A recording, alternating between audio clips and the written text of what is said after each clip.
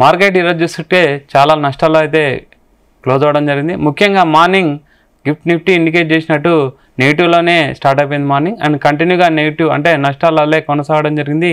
Closing కూడా నష్టాల్లో జరగడం అయితే మనం అబ్జర్వ్ చేసినాం. ముఖ్యంగా సెన్సెక్స్ చూసుకుంటే 705 పాయింట్లు నష్టపోయి 80,080 దగ్గర అయితే క్లోజ్ అవ్వడం జరిగింది. నిఫ్టీ చూసుకుంటే 211 పాయింట్లు నష్టపోయి 24,500 దగ్గర క్లోజ్ అవ్వడం జరిగింది. అండ్ బ్యాంక్ నిఫ్టీ చూసుకుంటే 630 పాయింట్లు నష్టపోయి 83,820 దగ్గర అయితే క్లోజ్ అవ్వడం జరిగింది. అండ్ మిడ్ అండ్ స్మాల్ క్యాప్లు కూడా ఇంచుమించు 1% అయితే పడిపోవడం మనం అబ్జర్వ్ చేయొచ్చు. ముఖ్యంగా ఐటీ అండ్ బ్యాంకింగ్ సెక్టార్లో అయితే బాగా డ్రాగ్ అయినాయని చెప్పాలి. అండ్ ఈరోజు నిఫ్టీ చూసుకుంటే ఇంచుమించు ఒక్కరోజే 1% పడిపోవడం జరిగింది. గత 5 రోజుల నుంచి చూసుకుంటే 2% అయితే పడడం మనం అబ్జర్వ్ చేయొచ్చు. ముఖ్యంగా చూసుకుంటే టారిఫ్లు బుధవారం నుంచి అయితే ట్రంప్ యొక్క 25% టారిఫ్ నుంచి 50% టారిఫ్లు అయితే స్టార్ట్ అవ్వడం జరిగింది. ఆ ఎఫెక్ట్ అయితే ఖచ్చితంగా మనం మార్కెట్ పైన ఉందని చెప్పాలి. నెక్స్ట్ ఎఫ్ఐఐలో చూసుకున్న కంటిన్యూగా 4 to 5 సెషన్ల నుంచి అయితే నెట్ సెల్లర్లుగానే ఉండడం అయితే మనం అబ్జర్వ్ చేయొచ్చు.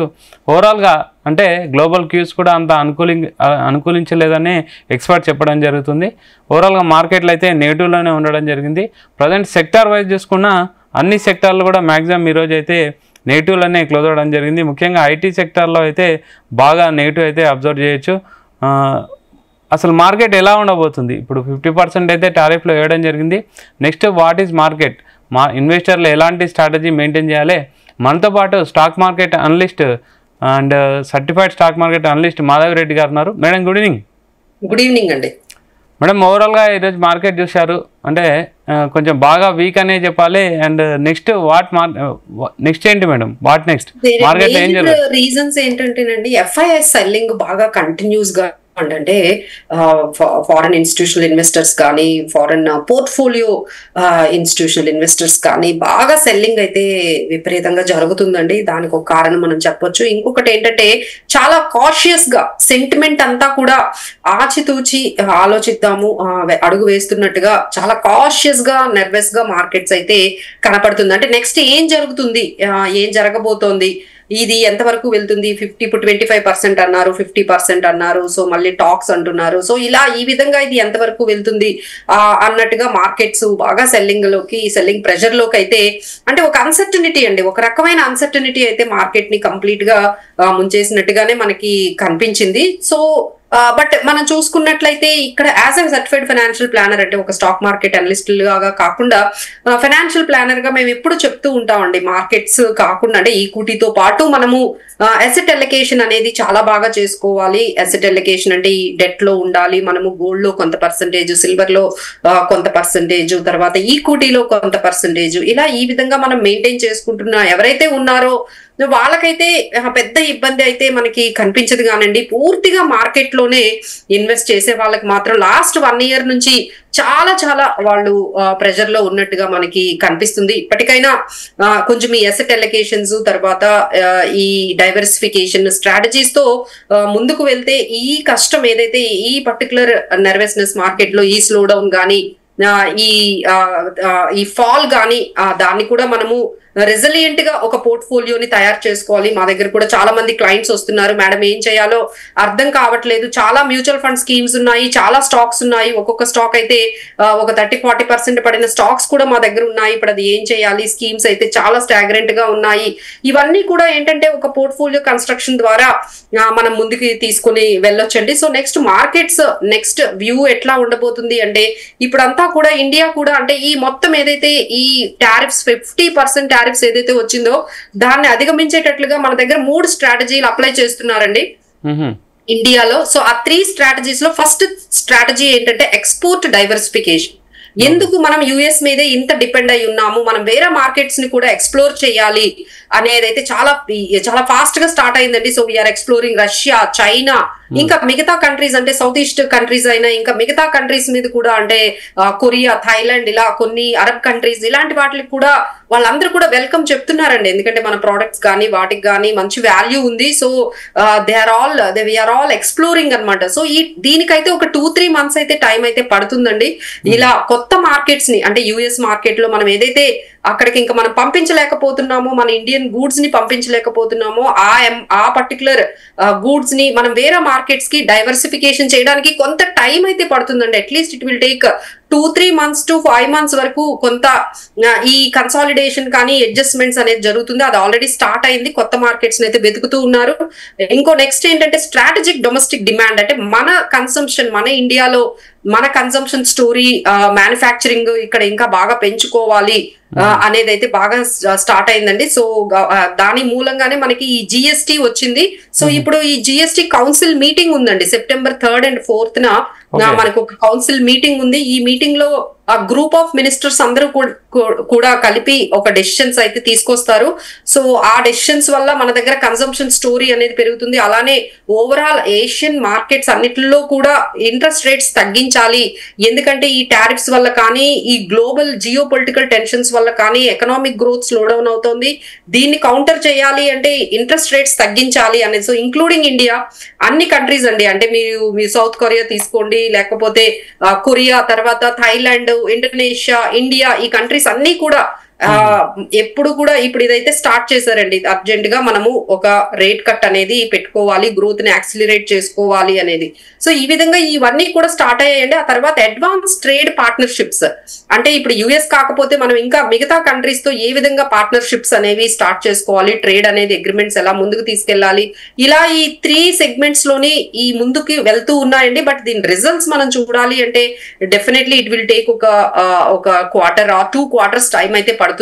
So we need to wait and watch అండి. ఇది ఏ విధంగా మనకి ఇది ఒక ఆపర్చునిటీగా తీసుకోవాలండి. అంటే ఇప్పుడు యుఎస్ లో మనకి ఏదైతే ఈ టారిఫ్స్ వచ్చిందో, ఈ ఛాలెంజ్ వచ్చిందో, ఈ ఛాలెంజ్ ని కూడా మనము రిఫార్మ్స్ ని తీసుకొని వచ్చి, అంటే మనకి 1999 లో ఒకసారి రిఫార్మ్స్ తీసుకొచ్చారండి. అక్కడ నుంచి అంత స్ట్రక్చరల్ రిఫార్మ్స్ అంతగా రాలేదు. ఇప్పుడు again India is trying to make it structural reforms where we can have more consumption story. అలానే మన దగ్గరే అంతా కూడా మేక్ ఇన్ ఇండియా చాలా సీరియస్ గా తీసుకువెళ్లాలని ఉంది. సో లెట్స్ సీ అండి, ఈ మొత్తం స్టేజ్ లో కూడా మనం కన్సాలిడేట్ అవ్వడానికి టైం పడుతుంది. మేడం ఓవరాల్ చూస్తే నిఫ్టీ ఈరోజు 24,500 దగ్గర అయితే ప్రజెంట్ అయితే క్లోజ్ అవ్వడం జరిగింది. మెయిన్ సపోర్ట్ అండ్ రెసిస్టెన్స్ ఏ విధంగా ఉన్నాయి? సో సపోర్ట్ అయితే 24,500 అయితే ఒకసారి ఈ రోజు బిలో అయితే వెళ్ళిందండి. 24,500 కూడా నిఫ్టీ బ్రేక్ చేసింది, బట్ అగైన్ రీగెయిన్ చేస్తూ 24,550 దగ్గరకు వచ్చింది. సో 24,500 అయితే కొంచెం సపోర్ట్ లెవెల్స్, ఆ తర్వాత 24,650 ఇవి సపోర్ట్ లెవెల్స్ గా కనపడుతున్నాయి. రెసిస్టెన్స్ లెవెల్స్ అయితే అవేనండి, 24,850, 25,000 రెసిస్టెన్స్ లెవెల్స్. సో ఈ విధంగా అంటే 24,500 నుంచి 25,000 ఈ రేంజ్ లో మార్కెట్స్ నియర్ టర్మ్ లో ఉండబోతున్నాయి అన్నట్టుగా కనిపిస్తుంది. మేడం ఇంకోటి ప్రజెంట్ ఉన్న సిచ్యువేషన్ బట్టి లాంగ్ టర్మ్ ఇన్వెస్టర్లకు ఏమైనా ఆపర్చునిటీ ఉందా మేడం ఇప్పుడు అక్యుములేట్ చేసుకోవడానికి కానీ? షూర్ అండి, బాగా అంటే వాళ్ళు ఎలాంటి స్టాక్స్ తీసుకోవాలి, మంచి డివిడెండ్ ఈల్డ్ ఇస్తున్న స్టాక్స్ ఉన్నాయి, తర్వాత లో పిఈ ఉన్న స్టాక్స్ ఉన్నాయి, హై బుక్ వాల్యూ ఉన్న స్టాక్స్ ఉన్నాయి. ఎగ్జాంపుల్ కెనరా బ్యాంక్ అండి. సో కెనరా బ్యాంక్ మీరు చూసుకున్నట్లయితే ఈ మొత్తం పారామీటర్ లో మనకి చాలా వరకు లోయెస్ట్ పిఈలో ఉంది, హైయెస్ట్ బుక్ వాల్యూలో ఉంది. ఇది జస్ట్ నేను ఒక ఎగ్జాంపులే చెప్తున్నాను. అలాంటివి మనకి చాలా బ్లూ చిప్ స్టాక్స్ మార్కెట్ లో ఇలాంటి టైంలో అవైలబుల్ గా ఉన్నాయి. సో ఎవరైనా బై చేసుకోవాలి అంటే lowest PE, highest book value, తర్వాత highest dividend yield, highest ROE, వాళ్ళ రిటర్న్ ఆన్ ఈక్విటీ ఎలా ఉంది, తర్వాత వాళ్ళ క్వార్టర్లీ రిజల్ట్స్ ఎలా ఉన్నాయి, వీటిని బేస్ చేసుకొని మంచి అంటే క్వాలిటీ ఉన్న స్టాక్స్ ని తీసుకోవచ్చండి. ఎగ్జాంపుల్ ఇప్పుడున్న ట్రెండ్ లో మనం చూసుకుంటే హోటల్స్ తీసుకోవచ్చు, లైక్ లెమన్ ట్రీ కానీ, ఇండియన్ హోటల్స్, తర్వాత IndiGo, Paytm, Ola electric, Canara, ఇలాంటి కొన్ని మంచి స్టాక్స్ అయితే తక్కువ ప్రైస్ లో అవైలబుల్ గా ఉన్నాయి. సో ఇలాంటివి ఏమైనా లాంగ్ టర్మ్ గా స్ట్రాటజిక్ గా బై చేసుకోవాలంటే, బట్ ఎక్స్పెరిమెంట్స్ అయితే చేయకూడదండి. So if you don't know, అంటే ఎవరైనా వాళ్ళు ఓన్ గా చేసుకోవడం కాకుండా మమ్మల్ని కానీ లేకపోతే ఎవరినైనా ఫైనాన్షియల్ ఎక్స్పర్ట్స్ ద్వారా ఇలాంటి టైంలో, ఎందుకంటే మార్కెట్స్ ఆర్ వెరీ ఛాలెంజింగ్ అండి. ఇప్పుడు మార్కెట్ లో ప్రాఫిట్స్ ని తీసుకోవడం అనేది అంత ఈజీగా అయితే లేదు. So it need to be risk ని మేనేజ్ చేసుకుంటూ ప్రాఫిట్స్ ని తీసుకోవడం మీద ఎక్కువగా పెట్టాలి. మరి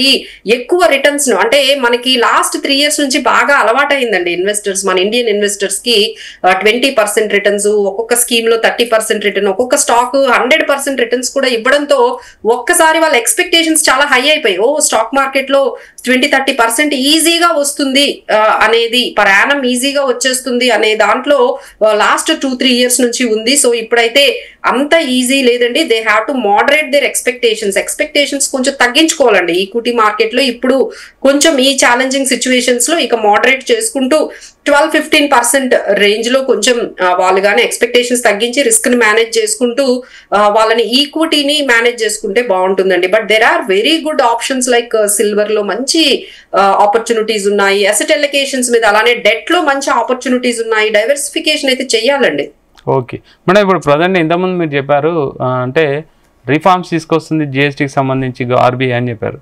అంటే ఇప్పుడు ఈ రిఫార్మ్స్ వల్ల ప్రోడక్ట్స్ అయితే చీపర్ అవుతాయి, కానీ టారిఫ్కి సంబంధించిన నష్టాలని ఇది భర్తీ చేస్తుంది అనుకోవచ్చా మీరు?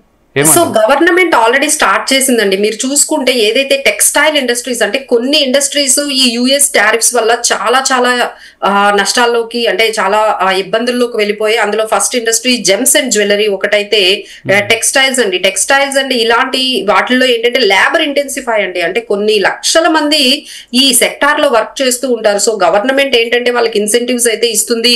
ఇంపోర్ట్ ఇప్పుడు కాటన్ ఉందనుకోండి, వాళ్ళకి ఆగస్టుతోనే ఇంపోర్ట్ ఎగ్జంప్షన్ అనేది అయిపోతుంది. ఇప్పుడు గవర్నమెంట్ ఇమీడియట్ గా ఆ ఇంపోర్ట్ ఎగ్జంప్షన్ ని నెక్స్ట్ డిసెంబర్ 2025 వరకు కూడా ఎక్స్టెండ్ చేసిందండి. Government is there to help all these sectors. ఏవైతే యుఎస్ ఎక్స్పోర్ట్స్ ఈ టారిఫ్స్ 50% వల్ల ఏవైతే బాగా ఇబ్బంది పడుతున్నాయో అలాంటి సెక్టార్స్ అన్నిటికీ కూడా మంచి సపోర్ట్ అనేది ఎక్కడికక్కడ ఏ లెవెల్లో ఆ లెవెల్లో ఇస్తూ ఉందండి. సో ఓవరాల్ గా ఎకానమీ మీద అయితే 0.9% అండి. అంటే ఈ యుఎస్ ఎక్స్పోర్ట్స్ కానీ ఈ 50% టారిఫ్స్ ఇంపాక్ట్ మీరు చూసుకుంటే ఓవరాల్ ఎకానమీ మీద అయితే 0.9%, జీడిపి గ్రోత్ అయితే మీరు నంబరు 0.1% మాత్రమే మనకి ఇంపాక్ట్ ఉంది. అండ్ చాలా మంది ఏమంటున్నారంటే మనం 2028, 2030 కల్లా థర్డ్ లార్జెస్ట్ ఎకానమీగా కూడా ఎదగబోతున్నాం. ఎందుకంటే ఇంత జరిగిన అంటే వరల్డ్ లోనే యుఎస్ విధించిన హైయెస్ట్ టారిఫ్స్ లో రెండు కంట్రీలు ఉన్నాయండి, ఒకటి బ్రెజిల్, ఒకటి ఇండియా.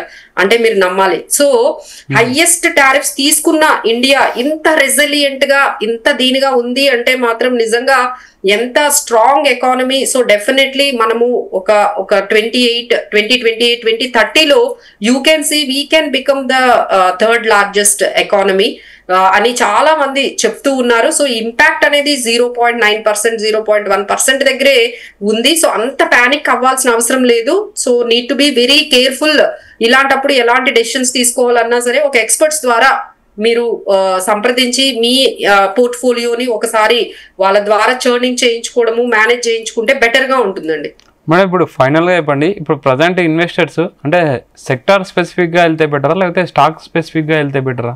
రెండు ఉండాలండి. స్టాక్ స్పెసిఫిక్ గా ఉండాలి, సెక్టార్ స్పెసిఫిక్ గా ఉండాలి. ఎగ్జాంపుల్ ఇప్పుడు మనకి ఈ గవర్నమెంట్ ఇప్పుడు జిఎస్టీ ద్వారా కానీ వాళ్ళకి ఆటో కానీ లేకపోతే ఎఫ్ఎంసీజీ సెక్టార్ కానీ ఈవీ స్టాక్స్ అండి, ఎస్పెషల్లీ ఈ ఎలక్ట్రిక్ వెహికల్స్ అసలు ఇండియా మొత్తం అన్ని కంట్రీస్ కి కూడా సప్లై చేసి ఎక్స్పోర్ట్ చేసే అంత స్టేజ్ కు వెళ్ళింది. సో ఈవీ స్టాక్స్ ఇలా సెక్టార్ వైజ్ ఎగ్జాంపుల్ సోలార్ ఉందనుకోండి, solar is a very biggest next happening sector అండి. అంటే మన ఇండియాలో స్టార్ట్ అవుతోంది. సో దాని మీద కూడా మంచి ఫోకస్ చేయాలి. సో ఈ విధంగా మనం సెమీ కండక్టర్స్ కానీ లేకపోతే ఈ విధంగా మనకి ఈ క్లీన్ ఎనర్జీ, గ్రీన్ ఎనర్జీ, తర్వాత ఈవీ వెహికల్స్, ఈ ఎఫ్ఎంసీజీ అండ్ ఆటో ఇలాంటి వాటి మీద కొంచెం సెక్టార్ స్పెసిఫిక్ గా ఉండి అందులో మనం ఏ స్టాక్స్ మనం పికప్ చేసుకోవాలి, అలానే టూరిజం కి సంబంధించినవి ఇవన్నీ చూసుకొని ఏవైతే మనకి లోయెస్ట్ పిఈ ఉన్నాయో, నెక్స్ట్ హైయెస్ట్ ఆర్ఓఈ ఏదైతే ఉందో ఇలా చూసుకుంటూ ముందు సెక్టార్ నే సెలెక్ట్ చేసుకోవాలండి.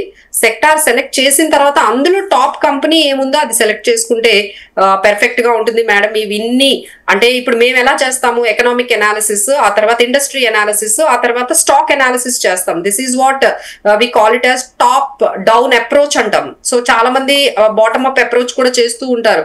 సో ఇంత టెక్నికల్ గా వెళ్ళలేము అనుకునే వాళ్ళు ఏంటంటే మ్యూచువల్ ఫండ్స్ ఉన్నాయి, సో అందులో వాటి ద్వారా వెళ్ళొచ్చు, లేదు అంటే ఎక్స్పర్ట్స్ ద్వారా పోర్ట్ఫోలియో మేనేజ్మెంట్ లోకి వెళ్ళడం అనేది చాలా బెటర్ గా ఉంటుందండి. మేడం ఫైనల్ గా చెప్పండి, రేపు మార్కెట్ ఎలా ఉండొచ్చండి? సో మార్కెట్స్ అయితే ఈ రేంజ్ లో అయితే మనకి ఇంత అంటే what can be bad can happen అది మనకి కనిపించింది. సో ఎందుకంటే మనకి 27th రోజు మనకి హాలిడే కాబట్టి ఆ ఇంపాక్ట్ మనకు కనిపించలేదు. ఇమీడియట్ గా మార్కెట్ ఈ రోజు ఓపెన్ అయింది. సో ఈ రోజు ఓపెన్ అవ్వగానే దాని ఇంపాక్ట్ అయితే మనము చూసాము.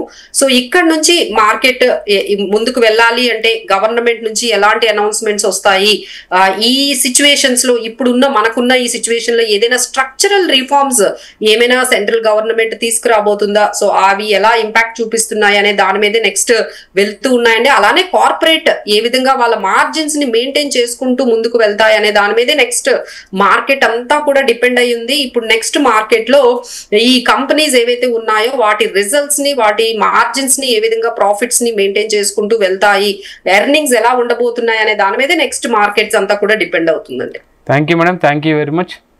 సో ఇది ఇవాళ stock market update. Keep watching Zee Telugu news.